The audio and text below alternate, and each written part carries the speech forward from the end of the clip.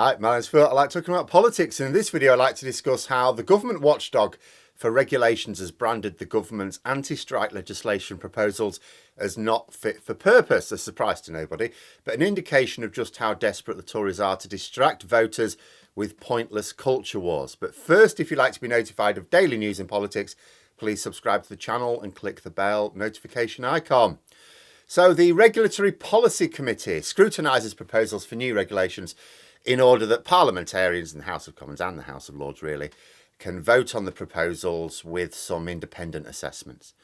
Recently, they described the retained EU law bill as unfit for purpose, and they've now made the same assessment for the government's minimum service anti-strike bill. In plain English, the assessment seems to be that the government haven't really worked out the details of what they want this bill to do. It provides zero social or business value. There are weaknesses in the decision-making process, and it could be that there's disproportionate impacts resulting from the proposals. Basically a hot mess. But of course, the government don't care about that. The purpose of the bill is not to deal with some damage to the economy, as they try to claim. The purpose of the legislation was not to address any social or business problem, but to address a political problem. The political problem is that they've spent nearly 13 years running both the economy and public services into the ground. Their current weakness makes us especially susceptible to shocks to the system. For most of that time, people just didn't see the fall in their living standards. It was like the classic frog in a boiling pot. They lowered our standard of living just a little bit, a little bit, a little bit. But now it's not just noticeable, it's impossible to miss. COVID blew a massive hole in it, and then Brexit blew another massive hole in it.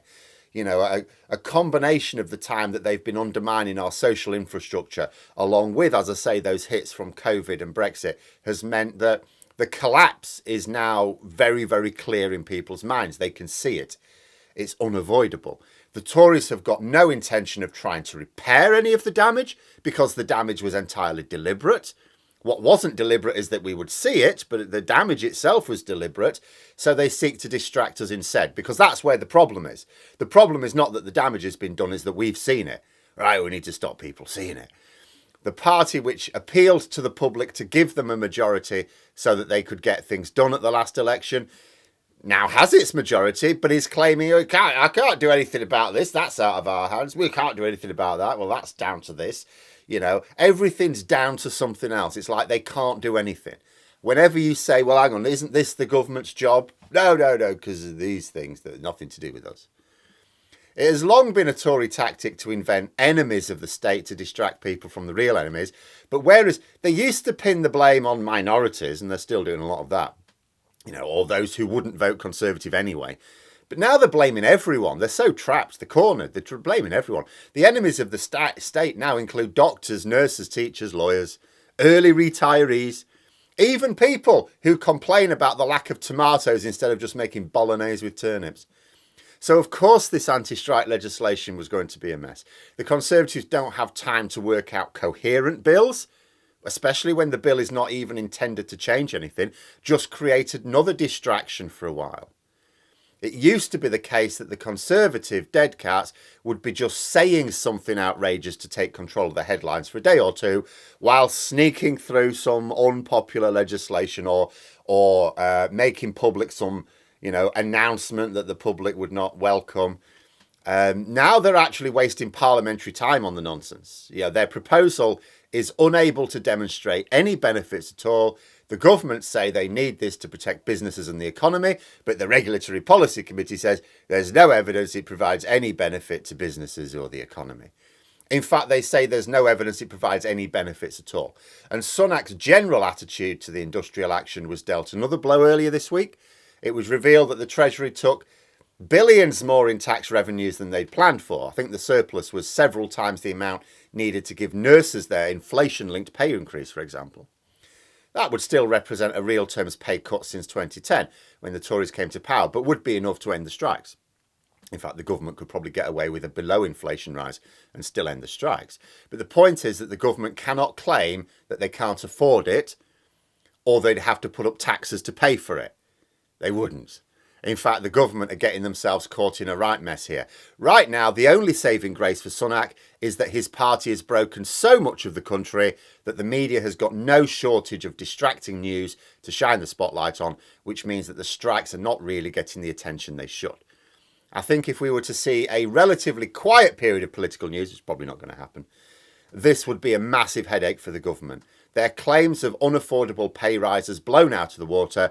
The news that their proposed legislation does nothing other than risk further harm, it would be a mess. But fortunately for the Tories, we are distracted. We're distracted with food shortages, war in Europe, cost of living set to increase significantly again in a few weeks, and a load of Tory infighting. None of it makes the strikes go away, of course, and none of it makes it easier for Sunak to resolve the strikes without U-turning. And nurses in particular are the main trip hazard for the government. A few weeks ago, YouGov presented that they've been polling people's views of the support for the various strikes, and they presented some findings on what drives public support for strikes. So what is it that means that the public are supporting this group of strikers but maybe not this group of strikers? Interestingly, they found it was nothing to do with how disruptive the strike was. Strikes obviously aim to be very disruptive, but that is not so much for public backing. That is more to make it easier to agree to the reasonable pay increases than it is to have the strikes go ahead for the people who hold the purse strings. But what it was down to in terms of public approval was how poorly paid the workers were perceived to be. It's not always accurate, but that perception. And how important their job was perceived to be.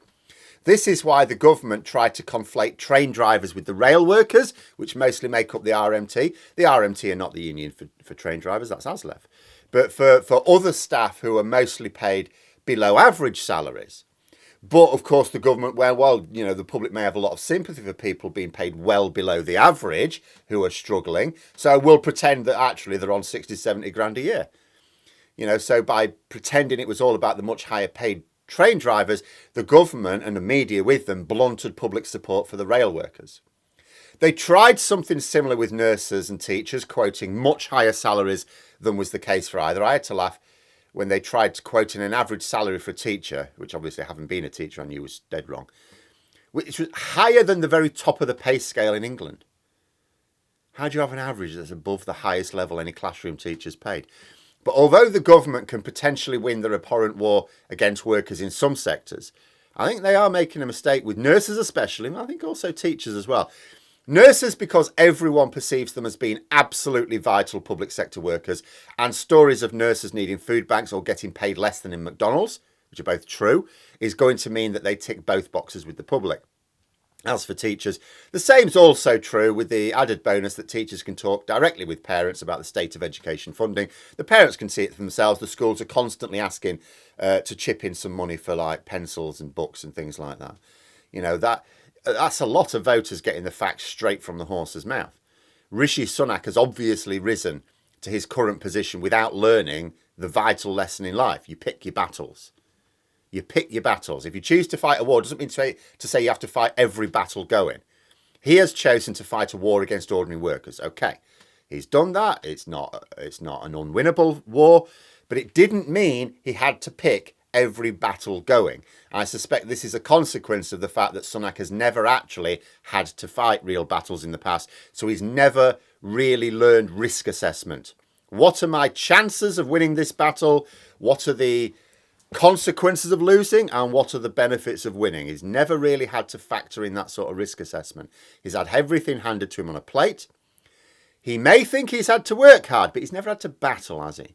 If he had, he'd have learned to risk assess each one and avoid battles which carried too high a risk. That he's embraced it all, he thinks he can do it all, indicates a lack of development on his part. Just as with Johnson before him. I can't say how Truss would have responded because she wasn't in place long enough, though she did at least come to terms with the barristers. But she's as mad as a hatter, so anything could have happened. But you'd have thought Sunak had battles enough. He's fighting his own party against a deal they all voted for 3 years ago. He risks being badly wounded in the local elections, and yet his plan is to raise the cost of living a few weeks before those local elections and to keep denying a great many registered voters a decent pay rise, as if they're the minority non-Tory voting groups that they can easily pick on, when in actual fact, no, that represents a large number of voters, some of whom are swing voters. Even as the news comes out that he took in more taxes than he intended and therefore can easily afford more investment in public services. I don't think he's the master strategist that he maybe thought he was. But there we are. Those are my thoughts. Let me know yours in the comments below. I hope you found the video interesting. If you did, please click the like button if you'd like to support the channel further, the join button for memberships, and until next time, I'll see you later.